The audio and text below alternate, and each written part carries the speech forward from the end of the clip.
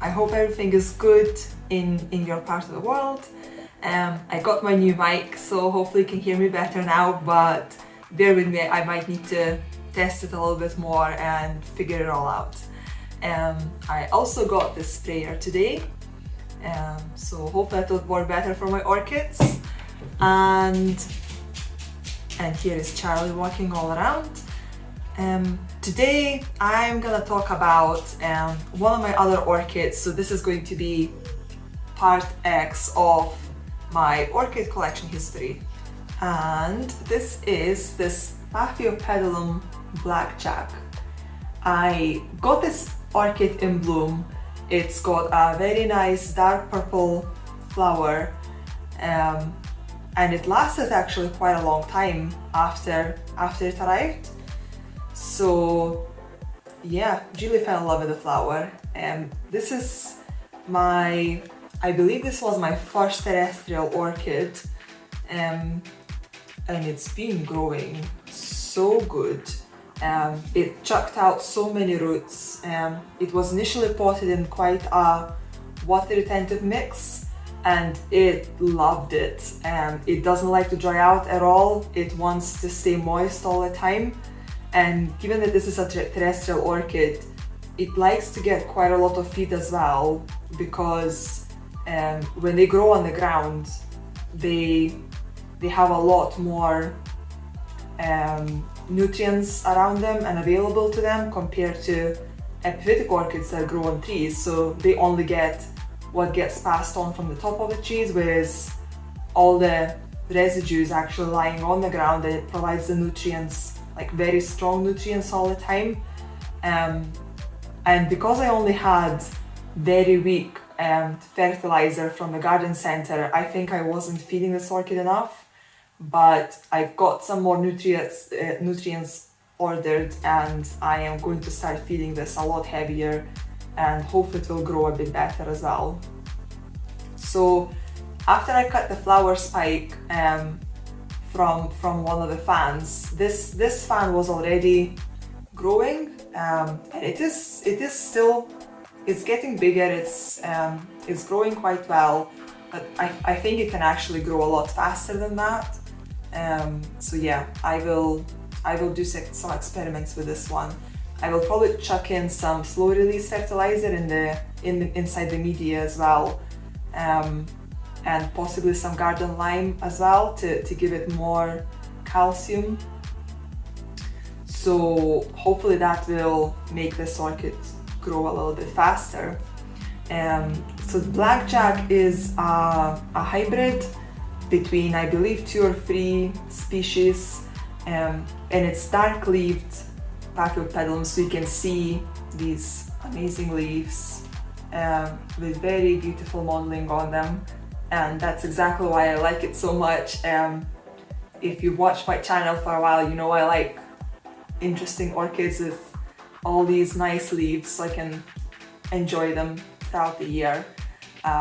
And I also later on found out that the dark-leaved paths are a lot easier to grow than the light-leaf paths. So if you had a light leaf path and it failed, don't give up on paths yet. Try maybe the dark-leafed one. This one is growing really well for me. I've repotted it twice since I had it, and it hasn't skipped a beat at all.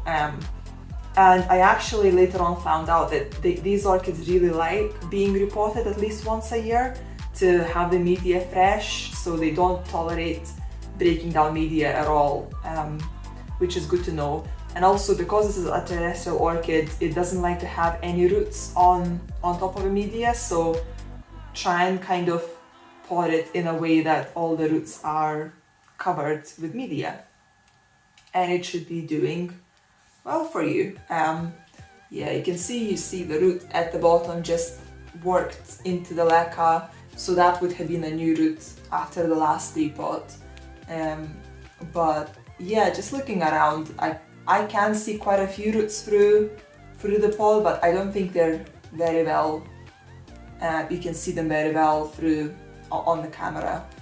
But when I unpotted it last time, it actually has grown so many roots since the previous repot, so I know it's really liking that.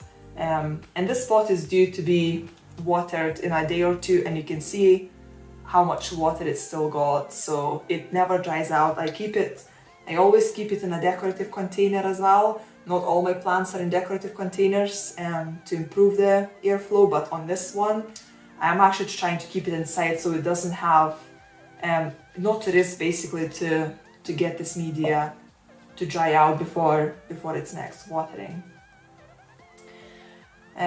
So obviously no wet dry cycles on this one because it likes to be moist all the time. I'm not sure if it needs a temperature drop to induce the blooming. As I said, I got it in bloom and that was basically in August 2020, so it was in summer. I'm not sure if they're supposed to be blooming in summer. I think Paph season is usually around this time, which is end of January, beginning of February, so it might be out of season.